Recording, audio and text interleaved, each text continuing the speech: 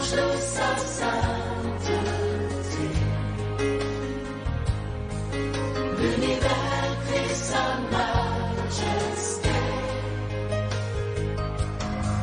Chantons gloire et puissance, force et louange à l'agneau immolé. Nous parlons du sixième rôle du sang qui est la victoire, et nous plaçons cette victoire en première position sur les malédictions générationnelles. Alors nous avons commencé à dire que c'était possible de briser les malédictions générationnelles, et nous rassurons quelqu'un que tu es né pour briser les malédictions générationnelles.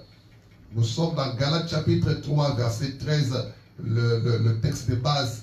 Galates chapitre 3 verset 13, la Bible dit: Christ nous a rachetés de la malédiction de la loi, étant devenu malédiction pour nous, car il est écrit: maudit soit quiconque est pendu au bois.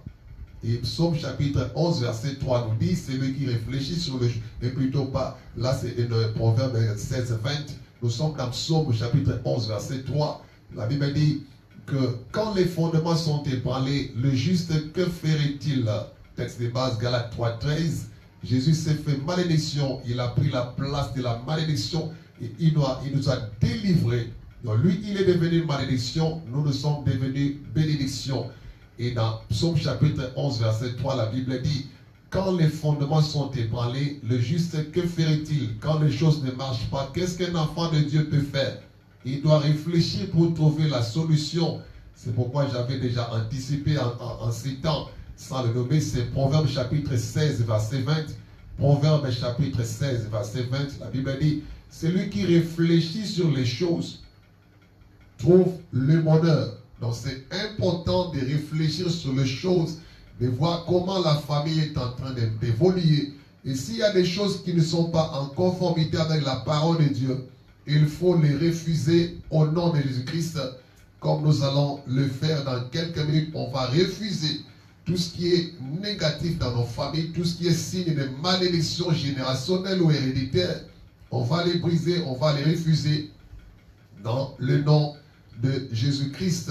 Gloire soit rendue à Dieu.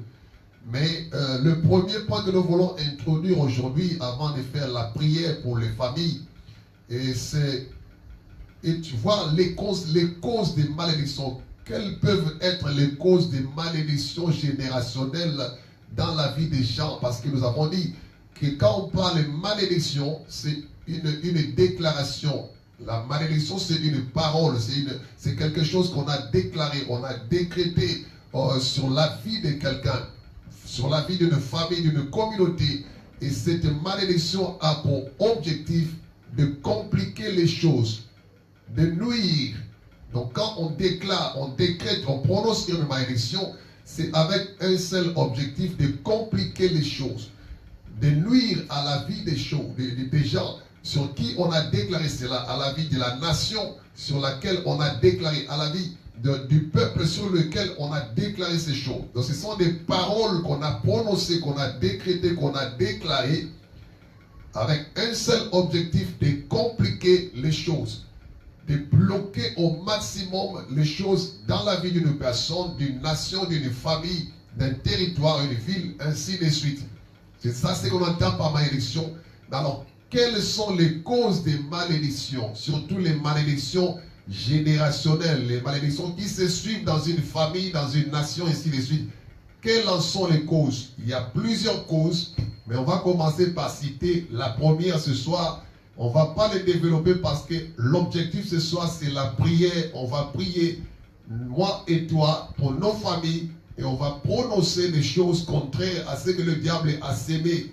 Car Matthieu 15, 13 dit: toute plante qui n'a pas planté, mon Père Céleste sera déracinée. Je décrète et je déclare ce soir, tout ce que Dieu n'a pas planté dans ta vie, dans ta famille, dans ta maison, doit être déraciné à cause du sang de l'agneau qui nous apporte la victoire dans son sixième rôle. J'entends quelqu'un dire gloire au Seigneur. La première cause des malédictions héréditaires, c'est le péché ou les erreurs. de nos prédécesseurs ou de nos contemporains, ou même de nous-mêmes, les péchés ou les erreurs de nos prédécesseurs ou de nos contemporains, ça peut être aussi les nôtres. Mais je mets d'abord l'accent sur les péchés ou les erreurs de ceux qui nous ont précédés, de nos prédécesseurs, et ceux avec qui nous vivons, nos contemporains, ceux qui vivent avec nous au cours d'une même époque. Dans leurs péchés ou leurs erreurs peuvent entraîner les gens dans la malédiction. D'ailleurs, la Bible dit à cause d'un seul homme, Adam, le péché est entré dans le monde. Raison pour laquelle aussi, à cause d'un seul homme, le second Adam, Jésus-Christ, la vie est venue dans le monde. Il reçoit la vie au nom de Jésus-Christ. Je serai pas trop rapide, serai un peu lent pour que tu comprennes les choses avant que nous commencions la prière en faveur des familles. Donc ça, c'est la première cause, les péchés ou les erreurs de nos prédécesseurs. Là, je vois les ancêtres, les parents, les arrière-parents, ou les gens avec qui nous vivons dans la même époque. Leurs péchés, leurs erreurs peuvent introduire des vies, des familles, des nations et même des territoires dans les malédictions générationnelles. Cela est biblique et c'est important de le savoir. Et je crois que on a donné certains exemples qu'on va répondre en bref pour que tu retiennes cela comme première cause des malédictions. Et aujourd'hui, on va s'attaquer à cette première cause. Tout ce qui était erreur de qui que ce soit, dans la famille, dans le quartier, dans le même endroit que nous et dans le pays, nous allons le briser dans le nom puissant de Jésus-Christ à cause du sang de l'agneau. Et nous allons proclamer la victoire dans chaque maison, dans chaque famille, au nom de Jésus-Christ.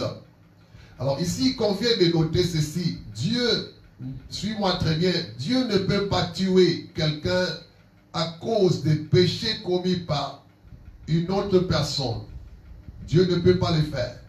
Il ne peut pas tuer quelqu'un à cause des péchés qu'il n'a pas commis, des péchés commis par quelqu'un d'autre. Et Dieu ne peut pas non plus punir quelqu'un, placer sur quelqu'un les conséquences des péchés ou des erreurs commises par une autre personne. Donc des péchés commis ou des erreurs commises par une autre personne. Dieu ne peut pas le faire. Il ne peut pas tuer quelqu'un. Il ne peut pas punir quelqu'un. Donc en principe, c'est comme ça. C'est ce que Ézéchiel chapitre 18, verset 4 dit.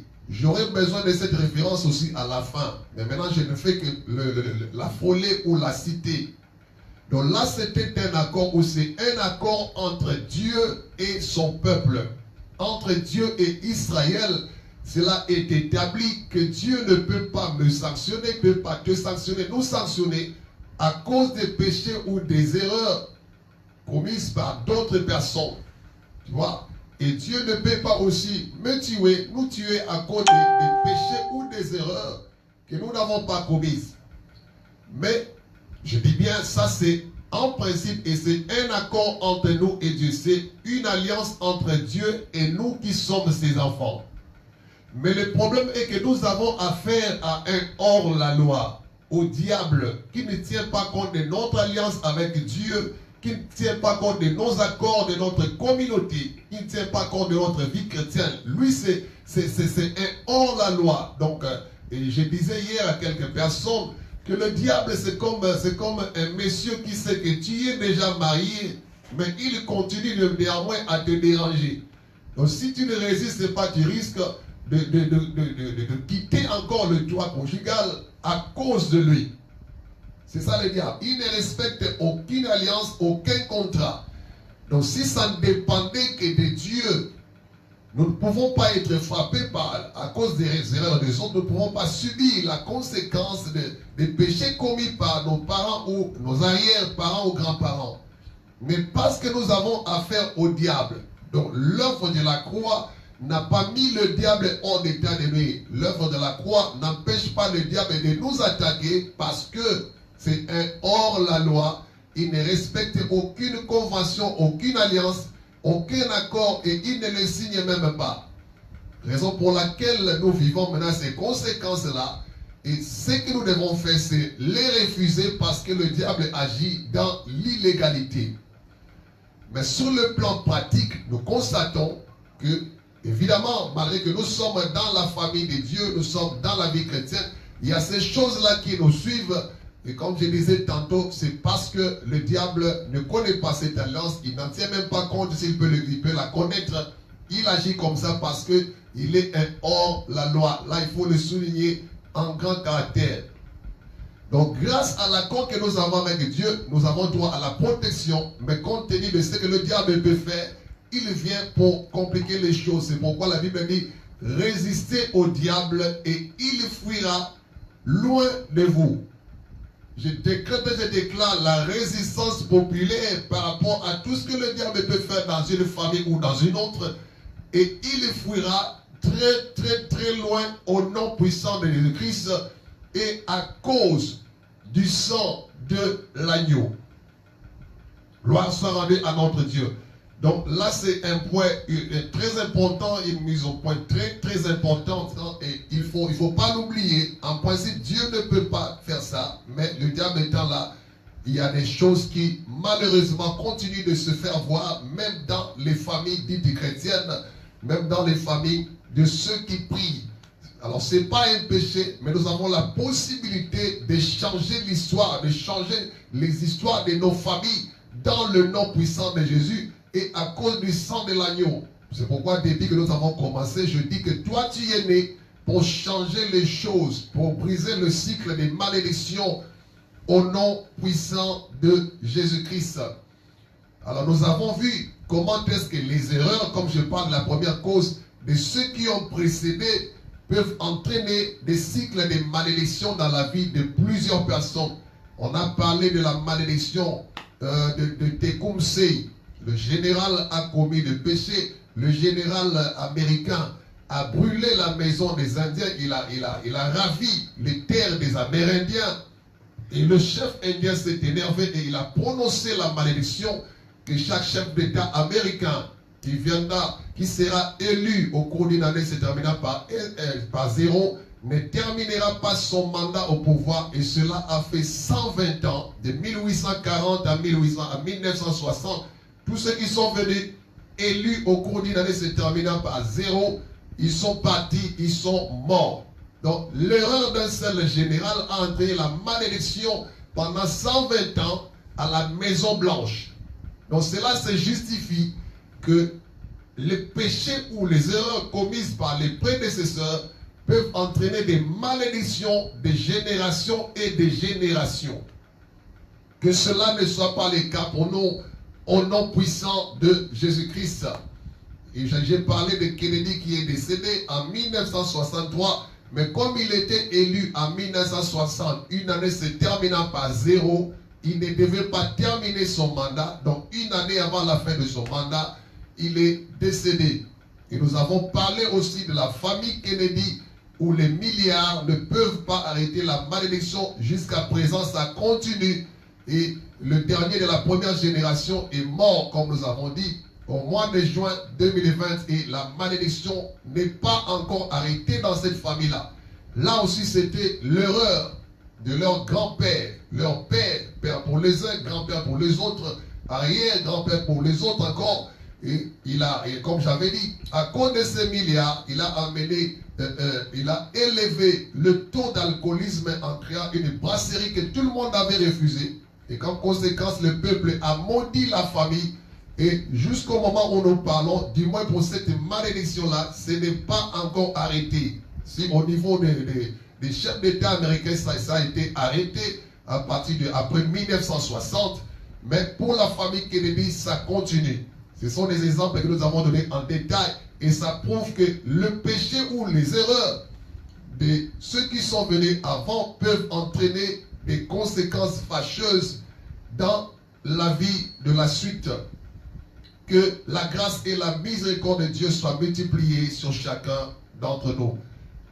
Un autre exemple dans la Bible, c'est l'exemple de Naaman. 2 Rois chapitre 5 verset 27. Dans 2 Rois chapitre 5 verset 27, la Bible dit ceci. La lèpre de Naaman s'attachera à toi et à ta postérité pour toujours. Et Géasi sortit de la présence d'Élisée avec une lèpre comme la neige. Donc ici, il s'agit de Géasi qui a suivi Naaman pour avoir de l'argent. Nous connaissons l'histoire. Et là, comme conséquence, le prophète Élisée a prononcé une malédiction au lieu de la prononcer seulement sur Géasi qui a commis le péché, qui a commis l'erreur. Le prophète va dire à Géasi ceci. Comme toi tu es allé demander de l'argent, c'est ce général-là sans que je le sache. En mon onction t'a vu, mon esprit t'a vu. Écoute ce qui va t'arriver. La lèpre de Naaman, la maladie qui était chez Naaman, s'attachera à toi et à ta postérité pour toujours. Mon Dieu. Et Géasi sortit de la présence d'Élisée avec une lèpre comme la neige. Élisée était serviteur d'Élie, il a reçu la double portion de l'onction de son serviteur. Mais à son tour, Élisée n'a pas eu un fils digne de recevoir son onction. Il est mort avec. Et normalement, c'est Géasi qui devait succéder, qui devait recevoir l'onction de son père. Mais il l'a raté parce qu'il n'en était pas digne. Donc l'onction est partie jusqu'à la tombe. Nous connaissons l'histoire quand un jour un mort est tombé sur les ossements d'Élisée. Il est ressuscité. Donc l'onction est partie à la tombe. Au lieu que ça retombe sur Géasi, tout simplement parce qu'il a péché. Et au lieu que le prophète le punisse lui seul, le prophète va dire la lèpre de qui était chez Naaman s'attachera à toi et à ta postérité pour toujours.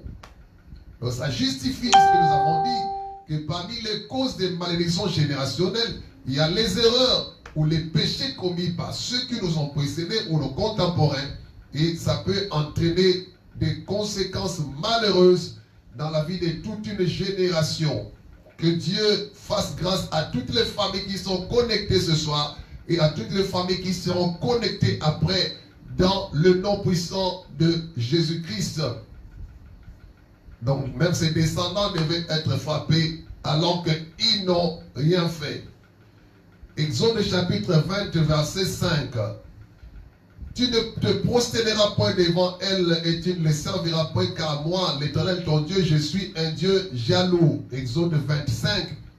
Qui punit l'iniquité des pères sur les enfants jusqu'à la 3e et à la 4e génération de ceux qui me haïssent.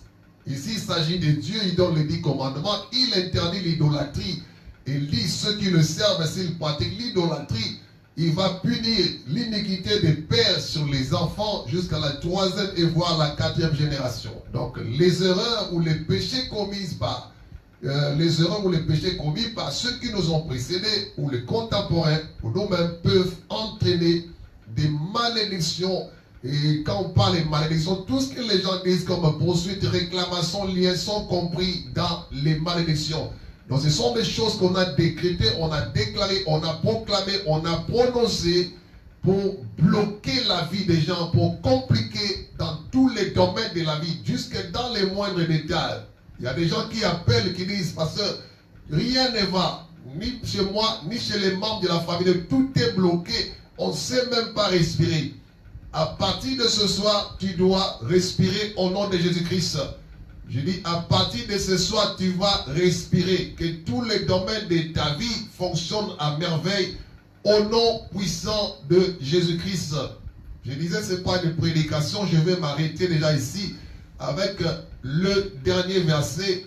Ézéchiel chapitre 18, verset 1 à 4.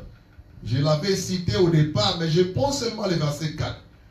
J'avais dit, en principe, Dieu ne peut pas les faire. Il ne peut pas me punir à cause des péchés des autres, des erreurs commises par les autres. Mais comme le diable c'est un hors-la-loi, il viendra quand même nous tenter, nous essayer de remettre ces choses-là. Tout ce que nous avons à faire, c'est les refuser en accord avec la parole de Dieu.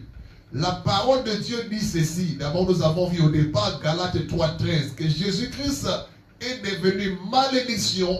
Donc il nous a délivrés en devenant malédiction à la croix à notre place. C'est donc il était qui maudit quiconque est pendu au bois. Et dans Ézéchiel chapitre chapitre 18, verset 1 à 4, surtout le verset 4, on dit ceci. Écoute-moi très bien. On va rétablir les choses telles que prévues par Dieu. On va montrer au diable que c'est un hors-la-loi, c'est un illégal, et on va l'apprendre comment obéir. On va imposer l'obéissance à la parole de Dieu par rapport à tout ce qui est comme notre droit légitime. On ne joue pas avec les droits. Ce n'est pas le diable qui va te dire que non, tu es libre. Non, c'est à nous-mêmes d'appliquer la violence. Le seul langage que le diable écoute, c'est le langage de la force, le langage de la violence, raison pour laquelle Jésus-Christ a dit, le royaume des cieux est forcé et ce sont les violents qui s'en emparent. Alléluia. Et il a dit aussi, résistez au diable et il fuira loin de vous. Qu'est-ce que Ézéchiel 18, verset 4 nous dit? Toi, tu peux lire de 1 à 4. Moi, je ne lis que le verset 4 pour clôturer et commencer à déclarer sur les familles. Parce que toutes ces semaines, on va faire des services de délivrance, des déclarations sur les familles. Parce que toi, tu es né pour briser les malédictions générationnelles. Si tu me donnes le meilleur de tes amens ce soir, tu recevras la double portion et tu changeras l'histoire de ta famille d'une manière radicale et intégrale au nom de Jésus-Christ. Je lis. Voici, toutes les âmes sont à moi. Ézéchiel 18, verset 4. L'âme du Fils comme l'âme du Père, l'une et l'autre sont à moi. Et l'âme qui pêche, c'est celle qui mourra. Il est vrai que les malédictions héréditaires existent, mais on va remettre les choses comme prévu dans la parole, que l'âme qui pêche, c'est celle qui mourra. Et personne ne peut payer. Verset 18, je crois, verset 18 de la même référence dit, donc le Père ne payera pas, Ézéchiel 18, verset 20, le Père ne payera pas pour le péché du Fils, ni le Fils pour le péché du Père. On va rétablir les choses aujourd'hui dans le nom puissant de Jésus-Christ. Si quelqu'un a touché au fétiche, si quelqu'un est allé dans des loges, c'est lui-même qui va payer. Il ne faudrait pas que toute une famille soit bloquée à cause d'un seul homme. Un seul homme a péché, et c'était le diable, c'était Adam. Et le péché, la mort est entrée dans le monde. Mais un seul aussi est venu, il n'a pas péché, son nom c'est Jésus-Christ. Et la vie est entrée. Donc le service que je commence maintenant, c'est la déclaration en faveur des familles. Pour que s'il y a des gens qui ont touché aux interdits, que la malédiction ne soit pas le partage de toute la famille au nom puissant de Jésus-Christ. Et qu'à partir de ce soir, que toi tu sois comme Moïse. Il est né pendant qu'il y avait l'esclavage, mais il était né non pas pour subir l'esclavage, mais pour mettre fin à ça. Tu es né pendant que cette épidémie, cette pandémie est en train de régner pour que tu mettes fin à ça. Tu es né pendant que les malédictions générationnelles pèsent sur la famille, parce que tu as l'étoile, tu as la capacité, l'onction nécessaire pour mettre fin à ces malédictions au nom puissant de Jésus-Christ. Voilà l'exhortation que j'avais à te donner. Maintenant, je vais commencer le service de prière. Un morceau de musique va jouer. Toujours tous les anges louent sa sainteté, gloire à l'agneau, immolé, tout ça. Et moi, je vais déclarer sur les familles. On va rétablir les choses. L'âme qui pêche, c'est celle qui mourra. Tu ne payeras pas, tu ne payeras plus pour les péchés commis par ton patron, par ton voisin, par ta voisine, par ton ami. L'âme qui pêche, c'est celle qui mourra. Que Dieu fasse grâce à ces gens-là de se convertir. S'il y a des gens qui sont déjà partis, que tout ce qu'ils ont commis comme abus les suivent dans leur tombe au nom de Jésus-Christ. J'ai parlé du prophète Élisée. Le prophète Élisée a hérité la double portion, mais à son tour, il n'avait pas un fils fidèle. Il est mort avec son onction. Si le prophète Élisée est mort avec son onction, il est parti à la tombe, parce que l'onction ne meurt pas. Il est parti à la tombe avec son onction, qui était capable de ressusciter est mort. Même là-bas, c'est ossements, parce que sa ressuscité est mort. Si le prophète Élisée pouvait partir à la tombe avec son onction, que tous les fétichards des familles, les pères, les grands-pères, qui ont commis des abus et qui ont laissé leur onction de malédiction, alléluia, à partir de ce soir, tous ces esprits-là doivent les suivre là-bas aussi dans leur tombe au nom de Jésus-Christ. Aïe, aïe, aïe, aïe, aïe, aïe, aïe, aïe, aïe. Toi, tu dois émerger. Tu es né pour briser les barrières. On ne peut pas te bloquer. La Bible dit, celui qui est né de Dieu, c'est comme un vent. On ne peut pas bloquer un vent. S'il y a quelqu'un qui t'a volé de l'argent, il t'a volé, c'est pas moi, des véhicules, il t'a volé, c'est pas moi, un travail, il t'a volé même un mari, une femme. Il ne peut pas bloquer ta vie. Ta vie, c'est comme un vent. On ne peut jamais bloquer un vent. Nzambe a commis ça, mon bébé. Christ a dit que ceux qui sont nés de Dieu, qui sont nés à l'esprit, ce sont comme des vents. On ne sait pas où ils vont, ni où ils vont. Bateau va contrôler vie na yo, ba yebite côté nzamba uti na yo, pe ba yebite pa nzamba zombemela yo. Ce qui fait le contrôler ta vie, ne savent pas d'où est-ce que tu viens avec ton Dieu, d'où est-ce que Dieu t'a pris. Et ils ne savent pas jusqu'à quel niveau, à quelle dimension Dieu va t'amener. C'est pourquoi Dieu peut permettre que quelqu'un puisse te voler maintenant pour qu'il se sépare déjà de toi, afin que quand Dieu va t'élever, qu'il ne prenne plus part, qu'il ne vienne plus te causer des problèmes. C'est Dieu qui a permis que l'autre et Abraham se séparent, parce que Dieu avait prévu quelque chose de plus grand, de plus puissant, d'une autre dimension pour son serviteur Abraham. Que les familles soient sauvées au nom de Jésus-Christ. Merci Seigneur Jésus-Christ. Alléluia. Et nos familles seront sauvées. Et nos familles seront sauvées. Et nos familles seront sauvées. Et oui, le Saint-Esprit descendra. Et nos familles seront sauvées. Et ma famille déclare, ma famille sera sauvée à cause du sang de l'agneau. Ma famille sera sauvée.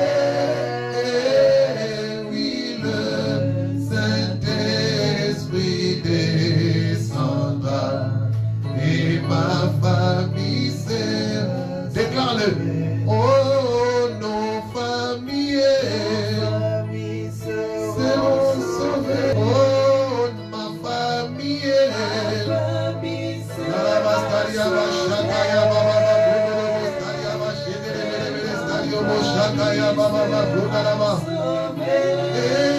Et oui, le Saint-Esprit descendra.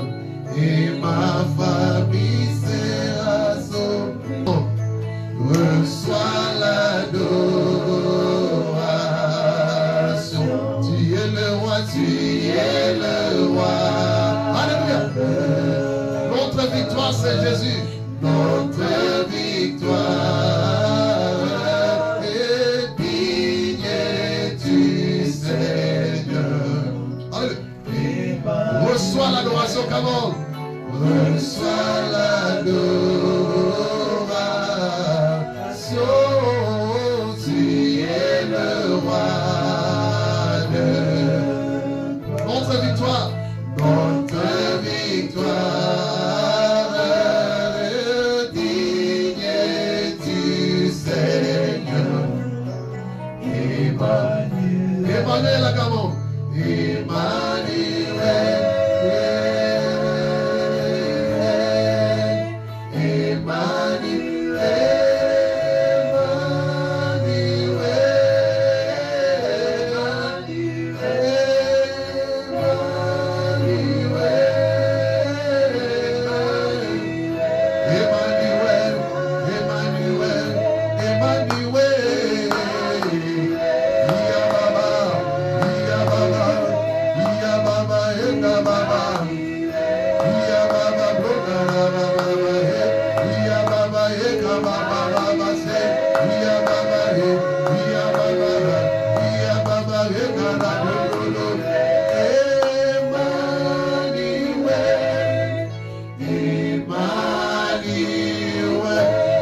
À cause du sang de l'agneau,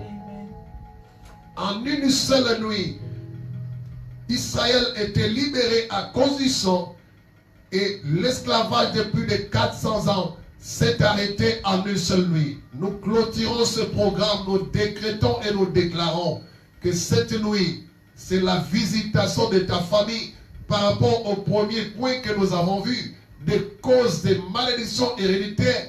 Tout ce que tes grands-parents ont fait, tes parents ont fait, tes contemporains ont fait et qui t'a créé des problèmes, s'arrête ce soir dans le nom de Jésus-Christ. Que le sang de l'agneau te couvre. Tu dormiras en sécurité. À partir de toi, de nouvelles choses commencent au nom de Jésus-Christ. Même sur le plan ministériel, on verra le surnaturel à l'œuvre. On verra la gloire de Dieu dans la santé, dans le social, dans les finances. La gloire de Dieu va se manifester dans tous les détails de ta vie. Dors bien et réveille-toi très bien demain. Deuxième rendez-vous le jeudi. Toute la semaine, on va proclamer que ce que Jésus-Christ a fait pour nos familles se matérialise. Père, je prie pour ce culte. Merci pour tout ce que tu as fait. Je prie pour toutes les familles qui m'ont suivi, toutes les personnes qui m'ont suivi et celles qui me suivront après.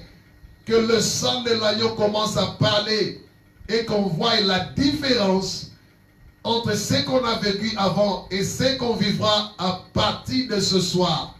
Quand le sang est tombé en Égypte, l'esclavage s'est transformé en liberté, en libération, en délivrance. Et Israël qui était bloqué 400 ans, 430 ans, qui a souffert, n'est pas sorti les mains vides. Toi aussi, tu ne sortiras jamais les mains vides dans ta famille. Au nom puissant de Jésus-Christ, ce qui a vidé les mains des autres ne peut pas vider tes mains. Je prie pour ce qui te reste. À partir de ce qui te reste, que la multiplication commence. Si à cause de ce que les parents ont fait, les arrière-grands-parents ont fait, il y a eu la sécheresse dans la famille, il y a eu le blocage, la confusion. À partir de ce soir, toi, tu dois changer l'histoire. Comme Moïse est né pendant l'esclavage et il a changé son histoire. Je te bénis, je bénis ta postérité, je bénis ta maison. Si tu es marié, je bénis ton mari, je bénis ta femme. Tu es fiancé, je bénis ta fiancée, ton fiancé. Tu as une soeur, un frère avec qui vous parlez, vous proposez de vous marier. Je vous bénis dans le nom de Jésus-Christ. Vous ne vivrez jamais les choses qui ont compliqué vos parents, qui ont compliqué vos grands-parents. À partir de vous qui me suivez, j'entends des témoignages, car les nouvelles choses vont commencer pour la gloire de Dieu. Et si tu n'as pas encore choisi, comme mon clavieriste, je crois qu'il n'a pas encore choisi, que mon Dieu te fasse grâce, parce que beaucoup aussi sont entrés dans les malédictions à cause des alliances. On le verra dans la suite du programme. Sois béni et merci pour le temps que tu as donné à écouter la parole et à participer dans ce moment de prière. Je vous bénis de tout mon cœur. Prochain rendez-vous jeudi, 18h45. Nous revenons encore avec les noms de familles, des belles familles. Et on va décréter des choses pour la gloire de Dieu. Shalom, shalom, que rien ne manque, que rien ne soit détruit. Bye. À la prochaine. L'univers crie sa majesté.